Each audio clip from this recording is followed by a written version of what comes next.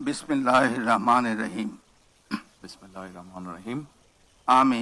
আমি সশ্রদ্ধ চিত্তে তারেক রহমান সশস্ত্র চিত্রে শপথ করিতেছি যে আমি আইন অনুযায়ী সরকারের প্রধানমন্ত্রী পদের কর্তব্য বিশ্বস্ততার সহিত পালন করিব। আমি বাংলাদেশের প্রতি অকৃত্রিম বিশ্বাস ও আনুগত্য পোষণ করিব। আমি সংবিধানের রক্ষণ সমর্থন ও নিরাপত্তা বিধান করিব। আমি ভীতি বা অনুগ্রহ অনুরাগ বা বিরাগের বশবর্তী না হইয়া সকলের প্রতি আইন অনুযায়ী যথাবিহিত আচরণ করিব। এবার মাননীয় প্রধানমন্ত্রীর গোপনীয়তার শপথ পাঠ পরিচালনা করার জন্য রাষ্ট্রপতি মহোদয়কে বিনীত অনুরোধ জানাচ্ছি।